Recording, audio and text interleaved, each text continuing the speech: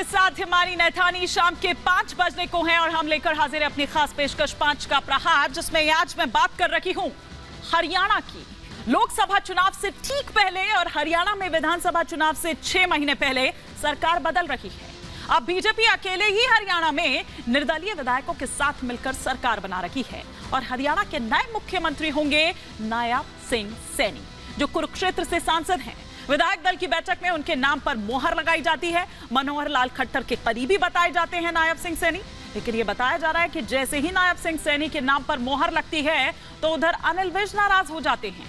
हालांकि चुनावी मौसम है और बीजेपी ऐसे वक्त में अनिल विज को नाराज नहीं करना चाहेगी, उनकी नाराजगी नहीं मोल लेना चाहेंगी, क्योंकि जाहिर सी बात है कि कोई बात जरूर की गई होगी, किस तरह से क्या एडजस्ट करना है, वो तमाम समीकरण किस तरह से साधने हैं, तो बनाने भी हैं उसी तरह से वो इक्वेशन, क्योंकि लोकसभा चुनाव के बाद हरियाणा में विधानसभा चुनाव भी हैं, तो वो इक्वेशन भी बीजेपी के जहन में होगी। और हरियाणा की राजनीति की जहां तक बात है तो वो जाट वर्सेस गैर जाट पर ही चलती है। हरियाणा में इस हलचल के पीछे और बीजेपी जेजेपी के अलगाव के पीछे की पटकथा कहा जा रहा है कि उसी दिन तय हो गई थी जब जेपी नड्डा और दुष्यंत चौटाला के बीच दिल्ली में करीब 45 मिनट की वो बैठक हुई, जिस बैठक में यह बताया जा रहा है कि दुष्यंत चौटाला ने मांग रखी कि जेजेपी को भिवानी, महेंद्रगढ़ और हिसार की जो लोकसभा सीट है वो दे दी जाए। इस पर जेपी नड्डा की ओर से साफ दो टूक जवाब दे दिया गया कि भैया ये आपको नहीं मिलेगी, अकेले दम पर भी हम 10 की 10 सीट जो है वो वहां से ले सकते हैं, निकाल सकते हैं। दुष्यंत चौटाला ने उसके बाद अमित शाह से मिलने के लिए वक्त मांगा, लेकिन उन्हें वक्त नहीं मिला और उसके बाद आज सुबह एक अलग ही तस्वीर हरियाणा की सियासत की देखने को मिली। मनोहर लाल खट्टर विधायकों के साथ एक बैठक बुलाते हैं, उधर निर्दलीय विधायकों से समर्थन पत्र लेकर वो राजभवन जाकर इस्तीफा सौंप देते हैं। अब से कुछ ही देर बाद वो तस्वीरें भी सामने आने लगेगी जब आप देखेंगे कि हरियाणा में नई सरकार का गठन हो रहा है। नए मुख्यमंत्री जो है, सरकार वही है, थोड़ा सा चेहरा बदल रहा है, मतलब आप ये कहिए कि जो मेक ओवर है वो दरअसल हो रहा है। अब एक एक कर 5 का प्रहार के वो 5 सवाल आपके टेलीविजन स्क्रीन पर। ये पहला सवाल कि 10 सीटों का समीकरण, एक बार प्लीज वो सवाल ले आए, 10 सीटों का समीकरण क्या इसीलिए बदली ये कमान? दूसरा सवाल जो आपकी स्क्रीन पर चेंज हो रहा है वो ये कि खट्टर जाएंगे दिल्ली, हरियाणा में सत्ता बदली, क्या इसे देखिए, क्योंकि प्रधानमंत्री नरेंद्र मोदी ने कल ही उनकी तारीफ की थी। तीसरा सवाल ये कि ओबीसी को सीएम बनाकर आईएनडीआईए को भी एक जवाब देने की कोशिश हो रही है क्या? दीपेंद्र हुड्डा काफी कुछ कह रहे थे, उस पर भी हम आएंगे, अपने एक्सपर्ट से उस पर बात करेंगे। चौथा सवाल ये कि नायब बने नायक, पंजाब तक अभियान।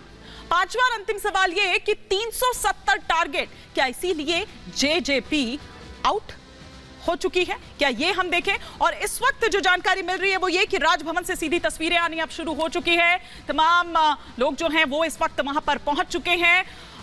इंतजार यहां पर हो रहा है कि नायब सिंह सैनी कब पहुंचते हैं और साथ ही साथ वो मंत्री जो उनके साथ शपथ लेंगे, ये देखने वाली यहां पर बात होगी। बताया जा रहा है कि 4 और जो मंत्री पद की शपथ यहां पर ले सकते हैं। तो ये तस्वीरें हम चंडीगढ़ राजभवन से इस वक्त आपको सीधी दिखा रहे हैं।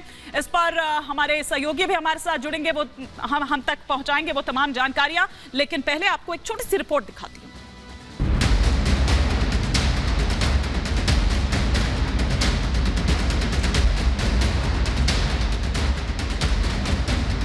लोकसभा चुनाव से पहले हरियाणा सरकार में संशय के बादल छंट गए।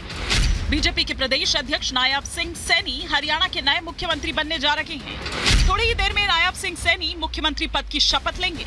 इससे पहले दिन भर हरियाणा में सियासी उथल-पुथल देखने को मिली। पहले बीजेपी और जेजेपी गठबंधन टूटा, उसके बाद मनोहर लाल खट्टर ने मुख्यमंत्री पद से इस्तीफा दे दिया।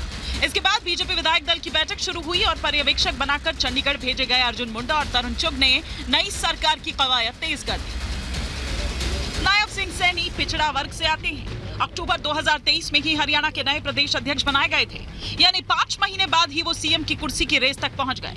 ये कहा जा रहा है कि बीजेपी ने राजनीतिक समीकरण को ध्यान में रखकर सैनी को एक और बड़ी जिम्मेदारी देने का फैसला लिया है। सैनी ओबीसी समुदाय से आते हैं और खट्टर के बेहद करीबी माने जाते हैं। हरियाणा में अब तक जाट प्रदेश अध्यक्ष और नॉन जाट सीएम का फॉर्मूला चलता आ रहा है, लेकिन अक्टूबर 2023 में बीजेपी ने हरियाणा में पुराने मिथक को तोड़ा और नया बदलाव किया। बीजेपी ने जाट की बजाय पूरे ओबीसी समुदाय को साधने के लिए नायब सिंह सैनी को आगे करने की रणनीति बनाई। बता दें कि खट्टर पंजाबी खत्री समाज से ताल्लुक रखते हैं। हरियाणा में नए मुख्यमंत्री बनने की नौबत क्यों आई और आखिर क्यों बीजेपी और जेजेपी में ठनी, ये जानना भी जरूरी है। जेजेपी लोकसभा चुनाव में हरियाणा में 1 से 2 सीटों की मांग कर रही थी, जबकि बीजेपी का केंद्रीय नेतृत्व और राज्य संगठन सभी 10 सीटों पर खुद लड़ने के पक्ष में है। कहीं ना कहीं यही गठबंधन टूटने की वजह बनी। ऐसे में लोकसभा चुनाव से पहले नायब सिंह सैनी को सूबे का पदभार देना कितना कारगर होगा, ये आने वाले चुनाव में ही पता चल पाएगा। Bureau report, Republic Bharat. इसी पर और विस्तार से चर्चा के लिए तमाम खास मेहमान हमारे साथ जुड़ चुके हैं। पहले स्टूडियो में जो मेहमान हैं फटाफट से उनसे परिचय करवा देती हूं। वरिष्ठ पत्रकार समीर चौगांकर जी भी इस वक्त हमारे साथ जुड़े हुए हैं। विनीत गोयंका जी बतौर पॉलिटिकल एनालिस्ट इस वक्त हमारे साथ जुड़े हुए हैं। एक और वरिष्ठ पत्रकार प्रेम कुमार जी इस वक्त हमारे साथ जुड़े हुए हैं। संजय मिश्रा जी हमारे साथ हैं, दुष्यंत तांगर जी हमारे साथ हैं, और साथ ही साथ स्टूडियो के बाहर से राकेश त्रिपाठी जी भी इस वक्त बीजेपी के स्पोक्स पर्सन है, हमारे साथ जुड़े हुए हैं। और राकेश त्रिपाठी जी से ही मैं चर्चा की शुरुआत करना चाहूंगी कि राकेश त्रिपाठी जी, 24 घंटे पहले की गई मनोहर लाल खट्टर की तारीफ का ये असर होगा, ये किसी ने सोचा नहीं था। वो अलग बात है कि पटकथा तो आप लोगों ने पहले ही लिख दी होगी, लेकिन एक तीर से कई निशाने लगाए गए हैं। हेमाली जी, मुझे लगता है ये भारतीय राजनीति में भारतीय जनता पार्टी की राजनीति को देख करके लोगों को सीखना चाहिए, समझना चाहिए कि कितने अनुशासन के साथ, बिना किसी उठापटक, बिना किसी असंतोष के कैसे पार्टी के नेतृत्व आपस में बैठ करके परामर्श करता है, और जिस नाम के जिस चेहरे पर मोहर लगा देता है, सब मिलकर के उसको कैसे सहजता के साथ स्वीकार करते हैं। मुझे लगता है इसको सबको सीखना चाहिए, समझना चाहिए। भारतीय राजनीति में परिवर्तन हमेशा जो प्रकृति का शाश्वत नियम है उसको स्वीकार।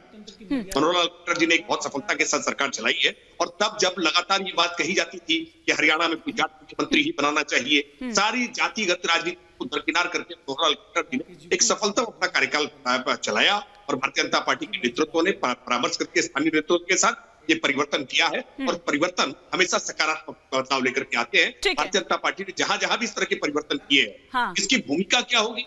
आपने अभी मध्य प्रदेश के, राजस्थान के और छत्तीसगढ़ के चुनाव परिणामों को देखा है कि कैसे भारतीय जनता पार्टी ने मध्य प्रदेश में आपसे कुछ कहना चाह रहे हैं दुष्यंत नागर जी, वो इत्तेफाक नहीं रख रहे हैं आपकी बातों से। ये इसको हम बिल्कुल भी अनुशासन नहीं दुष्यंत नागर जी जिस पार्टी की राजनीति करते हैं, मैं बिल्कुल भी अनुशासन नहीं है। उन्हीं की पार्टी ने 3 महीने पहले कहा था, दीपेंद्र हुड्डा ये कह रहे थे। लोकतंत्र को, लोकतांत्रिक प्रक्रियाओं का पालन, मेरे को पहले इनको जवाब दे लेने दीजिए। वो कह रहे थे 3 महीने पहले ही। इनकी बात से ना देश के लोकतंत्र पे हमला महसूस मुझे हो रहा है। अच्छा, आपने विधायक दल की बैठक बुलाई, विधायकों की राय नहीं ली, प्रधानमंत्री या नड्डा जी या अमित शाह जी के मन में जिसको आया उसको उठा के मुख्यमंत्री बना देना, पिक एंड चूज, ये लोकतंत्र नहीं है भाई साहब। और इसे आपके जैसे बुद्धिमान व्यक्ति महिमा मंडित कर रहे हैं, ये तो मुझे तो बहुत, मेरे तो हृदय पे लगी है ये बात आपकी। अरे एक प्रक्रिया है, प्रभारी जाते, विधायक दल की बैठक होती, विधायकों से राय ली जाती, जिसको मनाया दिल्ली में बैठे उसको मुख्यमंत्री बना दिया, और आप उसे महिमा मंडित कर रहे हैं, और आप भी हिमानी जी समर्थन कर रहे हैं।